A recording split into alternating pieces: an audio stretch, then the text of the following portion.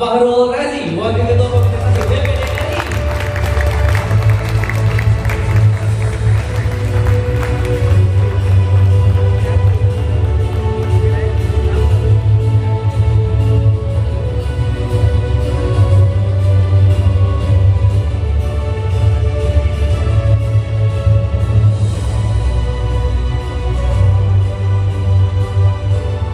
Bang Razi, apa kabar? Kabar baik. Iya. Salam sukses entrepreneurs buat semua. Selamat datang di acara kita. Apa tadi yariannya? Entrepreneurs Connecting the Dots. Dots. Oke. Ya, Bang Razi, ini seru juga nih kalau setiap kali ketemu sama Bang Razi ya, banyak banget yang bisa di-share, banyak banget yang bisa diobrolin. Bang Razi, kira-kira pandangan Bang Razi tentang kaum muda nih, udah sekian banyak kaum muda yang baru mau atau sudah memulai bisnisnya. Kira-kira pandangan Bang Razi terhadap kaum muda yang memulai bisnis gimana? Baik, terima kasih. Sukses. Assalamualaikum warahmatullahi wabarakatuh. Salam sejahtera dan sukses buat rekan-rekan semua. Saya mungkin minta waktu sekitar 5-7 menit ya. Ada presentasi saya siapkan. Sebelumnya saya ingin perkenalkan juga nih, ada seorang tokoh hebat. Saya sekitar sebulan setengah yang lalu mewakili DPD mengunjungi, pada saat itu mohon maaf belum ada corona, mengunjungi Beijing, Cina, dan bertemu sama tokoh hebat, seorang perempuan profesor mengajar di banyak universitas dan memiliki juga banyak bisnis dan menyelamatkan banyak mahasiswa Indonesia yang ingin kuliah di Cina. Kita berikan aplaus dulu buat Profesor Yeni. Saya minta izin juga ya buat moderator sama presiden, kita minta inspirasi dari Prof Yeni untuk bergabung di kita juga. Bisa tambah kursi ya? Ya, Karena beliau ini international speaker ya, mahal sekali, dan berbicara untuk mengundang beliau itu susah sekali. Tapi hari ini saya traktirin untuk kalian-kalian semua untuk dapat ilmu dari beliau. Ya, ini Prof Yeni ini juga ketua diaspora di sana, dan banyak sekali yang sudah menyelesaikan S1, S2 dan S3 di Cina itu berkat dukungan Boleh beliau. buka tepuk tangan untuk Prof Yeni. Dan inspirasi saya adalah ketika beliau membawa kepada satu perusahaan IT yang sangat luar biasa. Di sana ada Cina, ASEAN, internasional, apa namanya, Harvard. Ya, itu satu teknologi di sana yang memang sangat luar biasa. Saya yakin akan koneksi juga dengan teman-teman di sini. Kenapa kita undang dan sebagainya. Kemudian juga beliau juga punya kegiatan sosial, beliau juga punya kegiatan politik dan sebagainya. Bahkan yang sangat terinspirasi bagi saya adalah beliau ini ternyata guru besar di mana-mana. Wah, luar biasa. Ya. Sekali lagi boleh tepuk tangan dong untuk Bang Razi dan juga Prof Yeni. Terima kasih atas waktunya. Baik, saya minta waktu 5 menit ya. Iya, Mohon boleh. ditambahkan, saya sedikit memberikan inspirasi. 3 tahun yang lalu, saya melantik seorang anak-anak muda ya, yang pada saat itu dibawa rombongannya oleh PRI sekitar 4 tahun yang lalu kalau nggak salah. PRI pada saat itu kita mendirikan ide Indonesia, kemudian ide Indonesia melahirkan idepreneurs, di mana PRI pada saat itu ketuanya, dan dilantik di ruangan kerja saya di Komite 1 di PDRI. Tepuk tangan dulu. Nah sekarang 3 tahun bertransformasi, mohon maaf, jadi kupu-kupu yang indah. Inilah kita semua, tepuk tangan dulu. Ya, mana PRI tadi ketuanya?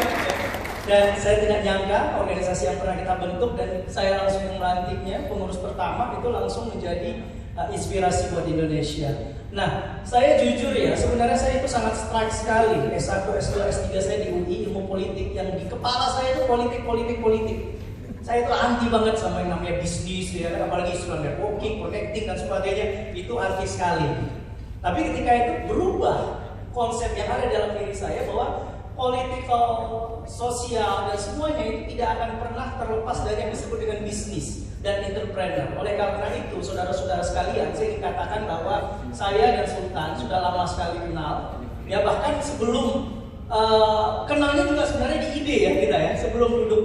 Ya mohon maaf, kami hanya mampu 2 orang ya untuk menguasai Senator Indonesia hari ini dari alumni ide. Mudah-mudahan besok kita akan kuasai DPR-nya, presidennya dari Indonesia akan dikuasai oleh entrepreneur. Tepuk tangan buat kita semua. Ya. Jadi artinya saya ingin katakan bahwa modal yang pertama harus dikuasai adalah modal politik, itu penting ya. Memang yang namanya bisnis tidak bisa dilepaskan oleh politik, dan politik juga tidak bisa dilepaskan oleh bisnis. Ini adalah 2 kolaborasi yang kuat gitu. Nah, saya secara pribadi memang pada saat itu sangat strike sekali, menganggap bahwa bisnis ini terlalu bukan dunia saya dan sebagainya. Akhirnya berubah total ketika ada teman-teman yang memprovok ya istilahnya itu, memprovokasi bahwa kita itu nggak bisa hidup sendiri, kita perlu kolaborasi, kita butuh kerjasama, kita butuh connecting, kita butuh komunitas dan sebagainya. Akhirnya memberikan inspirasi dan sebagainya. Nah, 3 tahun apa yang saya lakukan? Saya akan presentasikan apa yang sudah kita lakukan. Itu berawal, Pri masih ingat nggak? Pada saat itu menyumbang uang 20 juta. Pada saat itu gempa di Pidijaya dan di Biren, Prof. Mereka mengumpulkan uang di Aceh, ada gempa bumi di sana. Uang itu saya buat 2 program. Program pertama menjadi balai pengajian. Program kedua, tahu nggak apa yang terjadi sekarang? 3 tahun yang lalu kita hanya memberikan 1 balai untuk anak-anak, dan sekarang itu di bawah yayasan saya menjadi pesantren modern dengan 51 anak yatim yang hari ini sudah masuk ke level SMA. Baik, nanti akan saya presentasikan. Baik, next dipercepat. Saya membagi ilmu saja. Ini ada informasi dari teman-teman DPD, adik-adik sekalian, saudara-saudara sekalian. Ya, ternyata peluang kita, peluang saudara-saudara sekalian itu sangat besar sekali. Indonesia kita hanya 11 juta, bayangkan para entrepreneurnya, pengusaha mudanya dibandingkan dengan negara-negara luar. Nah, yang seusia kita yang ada di ruangan ini hanya 5 juta, artinya apa? Peluangnya besar sekali dari 266 juta jumlah penduduk Indonesia. Nah, oke, next selanjutnya. Nah, lebih celakanya lagi, coba dilihat jumlah pengusaha kita kalah dengan negara Thailand, bayangkan 1,7% jumlah para entrepreneur kita. Nah, coba lihat juga di Malaysia sudah 5%, kita kalah sama Amerika dan Cina. Cina itu sudah 10% dan Amerika sudah 12%. Jadi sebenarnya kalau mau sukses Indonesia ini bukan di atas 5%, di atas 2%. Oleh karena itu, Idepreneurs akan melahirkan para entrepreneur dan pembisnis muda Indonesia masa depan. Ulang loh buat kita. Oke, next selanjutnya. Nah, ini penting. Kenapa saya katakan yang bergabung di Idepreneurs ya, nggak usah khawatir. Kita juga di sini ada beberapa tokoh-tokoh juga yang duduk di pemerintahan, ada Sultan dan ada saya. Kenapa political networking itu penting? Jadi modal pertama saya ingin perkenalkan adalah political networking. Ya, kalau di sini kan temanya how networking influence your business. Nah, tadi wakil ketua sudah mengatakan kalau kalian ada masalah dengan kementerian, perizinan, bupati, laporkan buat kami yang ada di Dewan Penasihat ini. Kami akan eksekusi insya Allah dalam waktu cepat perizinan itu akan selesai. Amin. Itu penting juga. Nah, sudah terinspirasi dengan tokoh-tokoh. Nah, saya mohon dukungan juga ya kepada saudara-saudara sekalian. Mohon di back dulu ya. Nah, mudah-mudahan Sultan ke depan menjadi ketua DPD atau wakil presiden masa depan. Tuh nah gitu. Presiden itu wakil presiden. Ini settingan kami nih. Nah, Sultan ini pada saat naik ketua DPD dulu, Prof, itu yang saya tengok ide semua nih, ada ide prime dan bekerja nih, termasuk saya nih sebagai ketua timnya nih. Ya kan, walaupun ya setelah duduk sebagai pimpinan, gak puas kita mau jadi ketua DPD dan ke depan wakil presiden dan presiden Republik Indonesia. Teman-teman, boleh dong, ini boleh ya. Oke, nah inspirasi adalah karena tokoh-tokoh muda sekarang dikuasai umur 30 tahun ke bawah. Ya, 30 tahun ke bawah semuanya para pemimpin-pemimpin muda. Oleh karena itu saya berharap kuasai bisnis baru kuasai Indonesia di politik. Amin. Oke, next selanjutnya. Nah, modal yang kedua, next.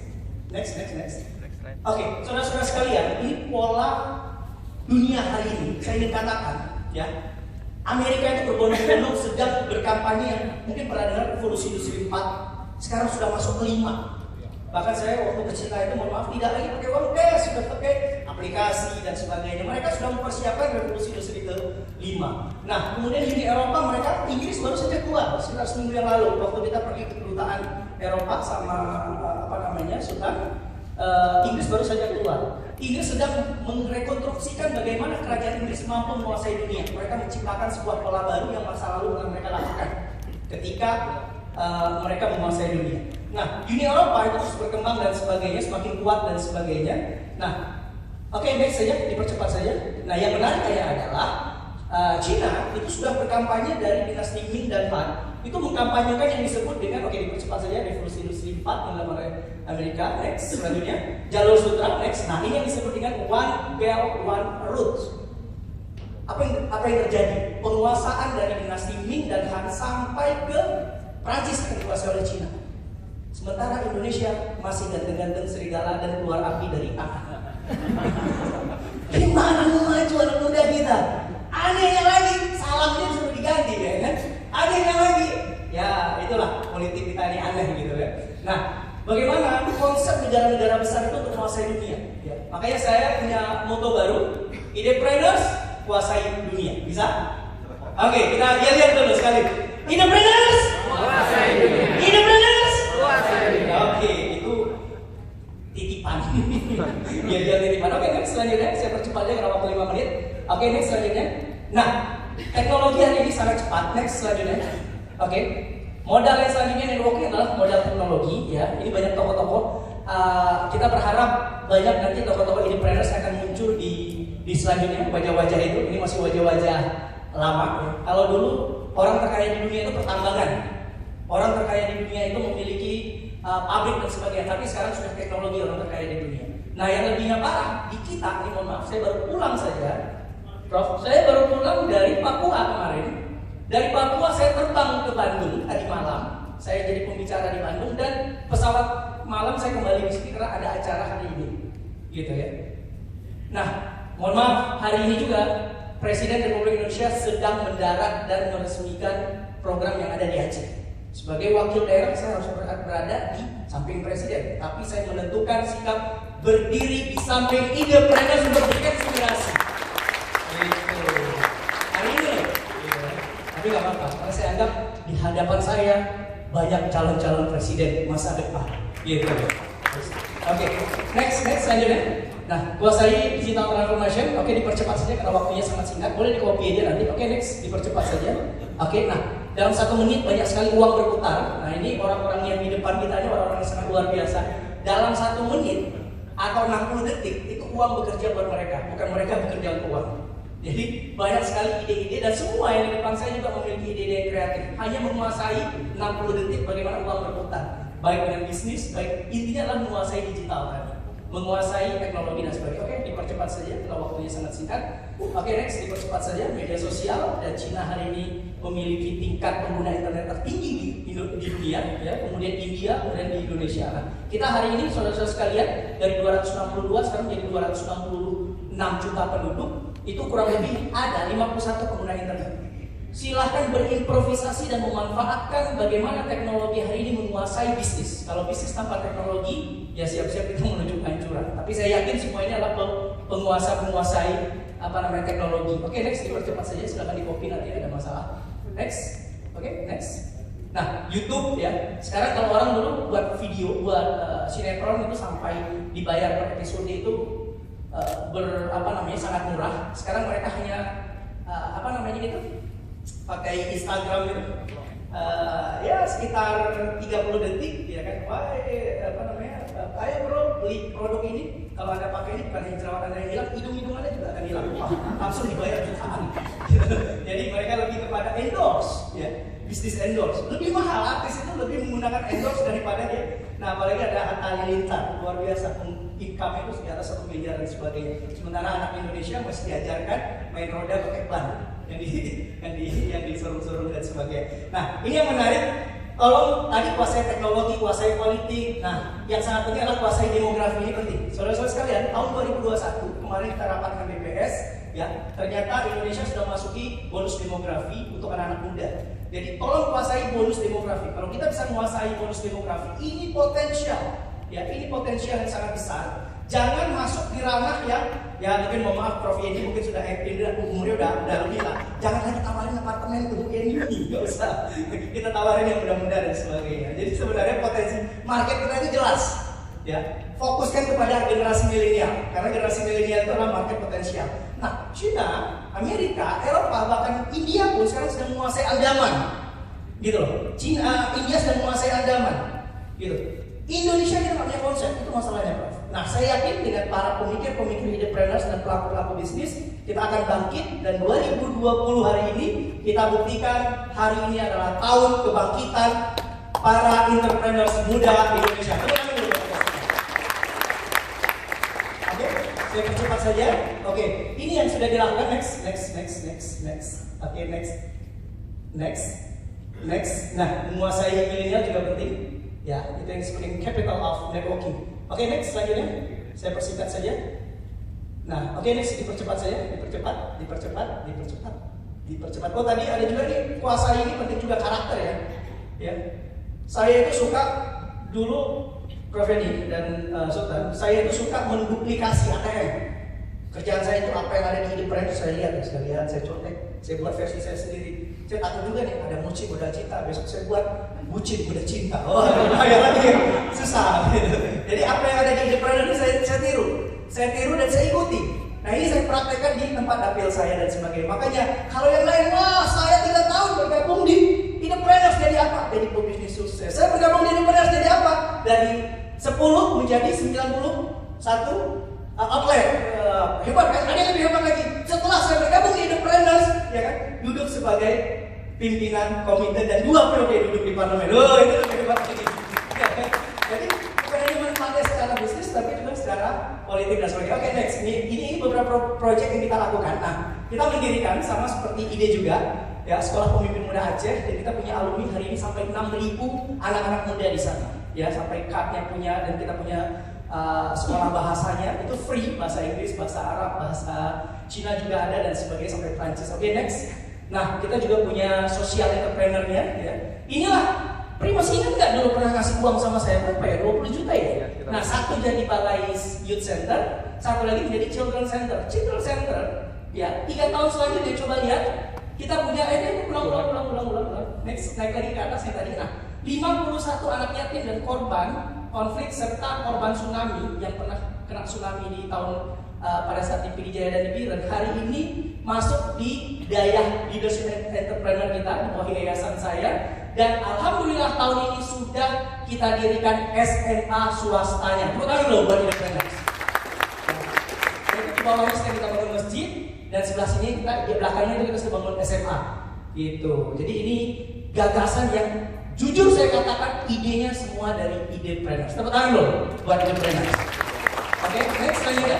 Nah, kita dapat armada 1 WNI ambulan, ya. Ini untuk gratis siapapun orang sakit, saking banyak yang memakai. Kemarin kecelakaan nabrak karena pekerjaannya itu 24 jam nggak berhenti di ambulan ini. Tapi berkat ambulan yang sudah kita sediakan gratis itu banyak sekali pasien yang jaraknya 7 jam, 8 jam perjalanan ke rumah sakit umum itu akhirnya terbantukan. Ini program sosial. Oke, next selanjutnya. Nah, ini yang kita duplikasi punya kalian. Nah, siap-siap aja, Mochi jadi bucin nanti kan. Hati-hati nih. Oke, next selanjutnya. Nah, ini kita kembangkan ya. Kita punya bisnis umroh travel, ya, memberangkatkan beberapa anak-anak muda. Yang lain itu 25 juta. Kalau kita nggak boleh 20 juta, karena apa, di bawah 20 juta itu kalau mau umroh itu kena peraturan dari Departemen Agama. Kami buat programnya 16 juta. Kenapa 15 juta? Kenapa umroh 15 juta? Ternyata pergi umroh itu murah loh. Yang mahal itu agennya. Jadi agennya yang untung banyak. Kita hanya mengambil keuntungan yang cukup untuk perjalanan saja, 15 juta. Dan itu sudah kita kembangkan untuk khusus anak muda. Kita nggak bergerak orang tua. Gitu, kita ya biasalah, orang kita kan kalau udah tua baru tobat gitu kan. Nah, kita buat, ayo yang muda-muda tobat yuk. Kita yang mau ke Yerusalem silakan, yang mau ke haji silakan, yang mau silakan. Oke, next lanjutnya. Nah, kita juga punya kopi dan madu, ya. Ini madunya asli. Kalau udah asli, silakan dibuktikan bawa pulang ke rumah. Kalau istrinya pertama marah, pasti madunya palsu. Nah, gitu. Ini madunya asli. Kemudian ada kopi juga. Kebetulan kita punya 30 hektar tanah di wilayah itu. Ya, 3 tahun loh berkat Idepreneurs gitu loh. Dari seorang anak muda yang paling benci sama bisnis, bayangin. Jadi jangan menganggap teman-teman yang baru memulai bisnis nggak akan berhasil, itu nggak ada teorinya. Semua kalau ada keinginan, ada kemauan, punya mimpi dan yakin, saya yakin kalian akan menjadi pebisnis yang menguasai Indonesia dan dunia. Nah, kerjaan saya sebelumnya. Nah, kerjaan saya kemana-mana, kerjaan DPD, kalau kunjungan beberapa negara nih, Bung Sultan, kerjaan saya itu promosi kopi kemana-mana. Yang naik grade itu harganya itu bukan karena kami jualan kopi, enggak. Saya punya 2 kedai kopi di Aceh. Alhamdulillah 3-3-nya tutup, bangkrut. Karena semua saya kan adiknya Bang Farul Raji, mau dong vaksin gratis. Semuanya datang, saya temannya Farul Raji, minum gratis. Akhirnya bangkrut 2 kedai kopi.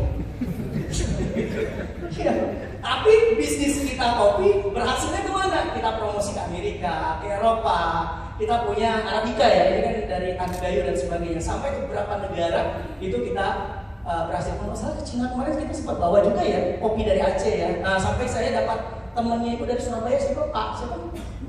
yang dari Surabaya itu dia berminat juga untuk mengambil kopi dari Aceh. Nah, jadi sebenarnya perbanyak promosi dan sedekah, insya Allah keuntungan akan didapat kemudian. Jadi saya setuju. First, second is second tadi apa? Profit. Benefit first, gitu. Jadi buat orang bahagia, kebahagiaan itu akan berbalik kepada kita, kepada keuntungan yang unlimited. Itu kuncinya. Oke, next selanjutnya. Nah, kita juga punya sekolah school. Ya, sekolah school ini school itu sekolah online. Itu seperti ruang guru dan sebagainya, free kepada anak yang ada di tempat saya. Oke, next selanjutnya. Oke, ini sekolah school bisa dia download dan sebagainya. Sekolah online atau menggunakan HP saja dan sebagainya. Oke, next selanjutnya. Oke, next selanjutnya. Next selanjutnya. Nah, ini kopi sudah. Ini beberapa produk. Ini gara-gara kita menduplikasi produk-produk yang ada di ID. Next, Idipreneurs. Nah, kita juga punya toko buku. Next selanjutnya. Nah, kita juga punya distribusi air zam-zam yang ada di tempat saya, karena daerah saya itu mayoritas 90% muslim, jadi sukanya itu air zam-zam. Next selanjutnya. Yang kedua, kurma. Ya, kita punya distribusi. Nah, banyak juga yang suka kaos-kaos hijrah, itu kita juga punya. Next selanjutnya. Next selanjutnya, kaos. Baju koko karena daerah kita muslim. Nah, jilbab. Next selanjutnya. Next selanjutnya saipan sarung. Nah, parfum. Jadi saya punya parfum sendiri. Cuman nggak saya bagi sini, rugi saya. Saya punya parfum sendiri dong. Jadi nggak pakai lagi Chanel, nggak pakai Louis Vuitton, nggak pakai lagi itu terlalu murah. Karena kita bangga walaupun harganya murah, tapi kebanggaan produk sendiri. Bener ya? Udahlah, sekarang bagaimana produk kalian bukan hanya didistribusikan di Indonesia, tapi di dunia. Sepakat? Sepakat?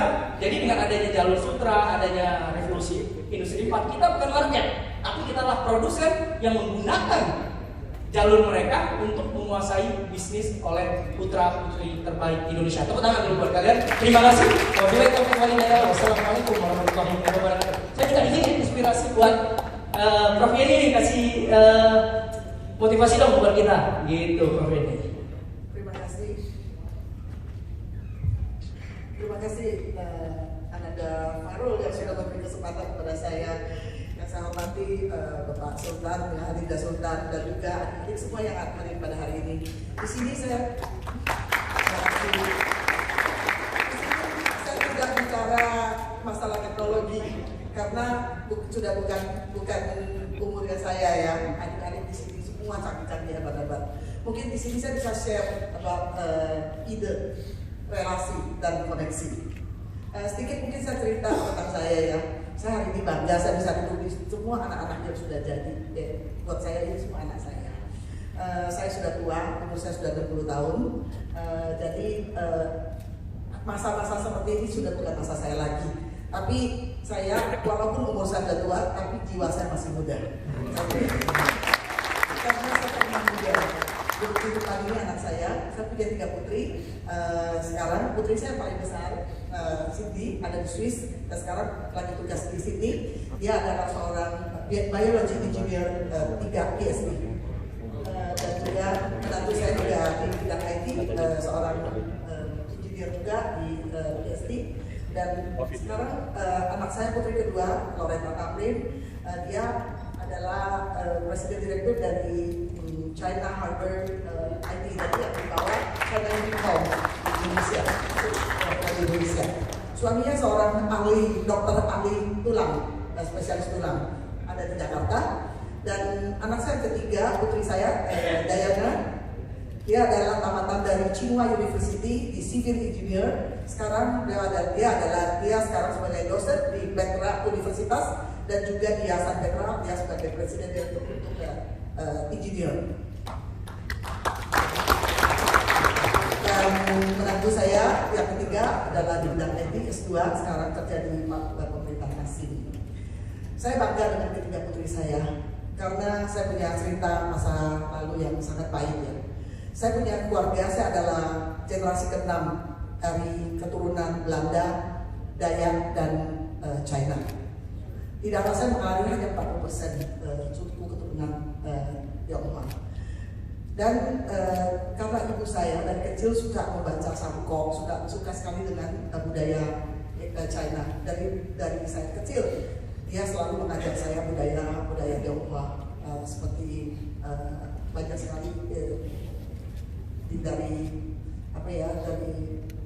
budaya Tionghoa, banyak sekali yang bagus sekali yang saya rasa ini yang membawa saya sukses hari ini di mata masyarakat di Indonesia maupun di China. Saya karena dari kecil, karena saya tidak punya latar belakang yang baik, saya bukan orang kaya, jadi kami tinggal di bawah rumahnya Wak Aji. Jadi Wak Aji punya rumah yang besar, di bawah itu ada 5 rumah kecil, kami di tengah, di Palembang waktu itu.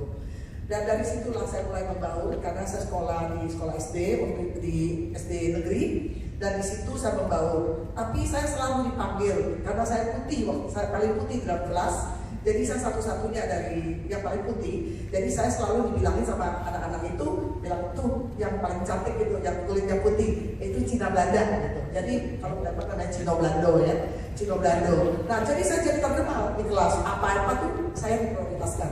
Di sekolah diprioritaskan, di kelas diprioritaskan.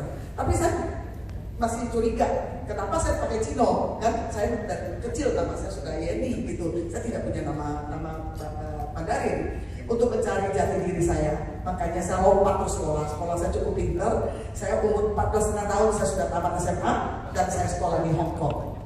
Dan di Hong Kong saya ambil universitas kedokteran, tapi cuma 2 tahun saya kawin. Dalam waktu yang sangat muda saya sudah jadi seorang ibu dan mempunyai 3 orang putri. Tapi waktu umur saya 27 tahun saya cerai sama suami saya.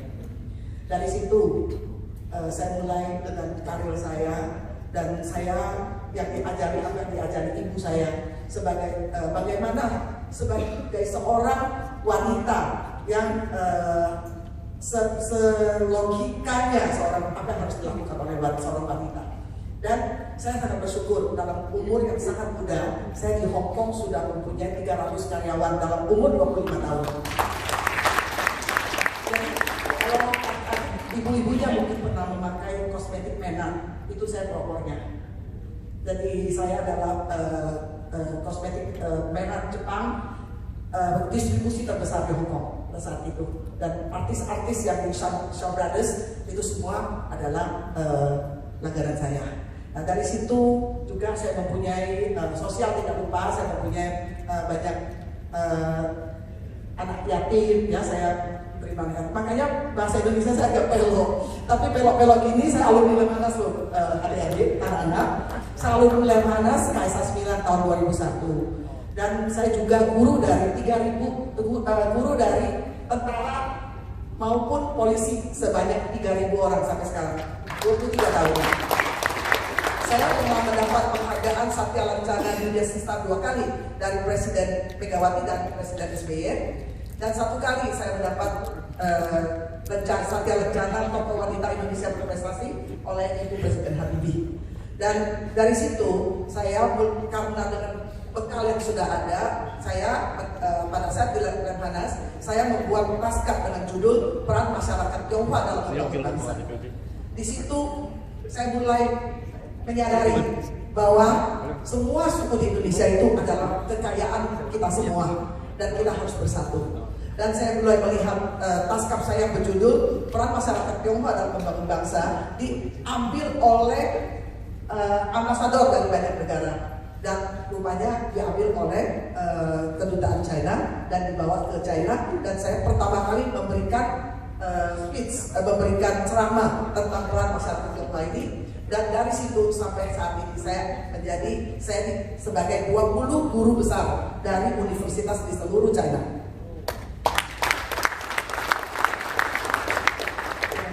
Singkat ya, dari koneksi-koneksi ini dan apa yang sudah saya perbuat dengan latar belakang saya, sampai dari Lemhanas, dari murid-murid saya, dan juga apa yang saya berikan kepada rakyat China, dan berkembangnya One Man One Road tadi, saya melihat ini adalah satu peluang yang sangat besar di mana Indonesia adalah negara besar. Indonesia mempunyai sumber daya alam yang begitu besar. Indonesia memerlukan teknologi yang lebih canggih lagi.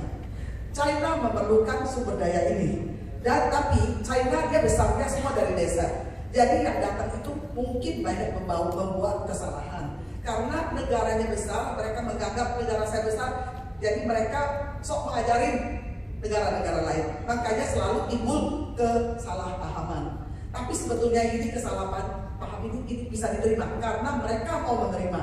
Mereka tidak tahu, kita kasih tahu. Jadi saya rasa ini adalah satu jembatan yang baik. Kita harus buat jembatan ini supaya Jadi China selalu merasa kalau saya pergi itu saya bawa uang, saya bawa teknologi. Apa yang saya harus lihat kalau istilahnya gitu. Indonesia lain, ya bukan negara yang minta-minta. Negara punya sumber daya alam manusia. Memang kita perlu investor, tapi kita lebih perlu orang yang bermoral, yang betul-betul kita bikin solution. Jadi kita harus membawa investor yang baik, investor yang betul-betul niat mau bersama-sama membangun negara Indonesia maupun negara yang punya mereka. Yang saya lihat saat ini adalah China yang paling baik. Makanya untuk lebih panjang mungkin banyak waktu kita bisa bicara, tapi karena waktu sangat singkat, saya boleh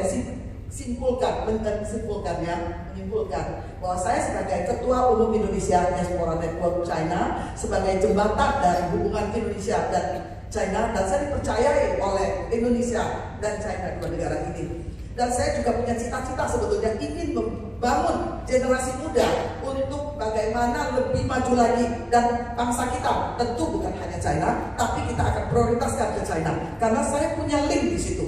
Tadi saya sebut saya lapor sama Pak Sultan juga dengan Pak Prianto, walaupun saya belum dapat izin dari China, tapi saya rasa dengan apa yang kita lakukan hari ini, dengan pengusaha-pengusaha yang muda yang menjadi harapan bangsa Indonesia ini, saya akan berusaha, saya rasa tidak susah buat saya untuk bagaimana kita koordinasi dengan baik, kita ketemu dengan Presiden Xi Jinping.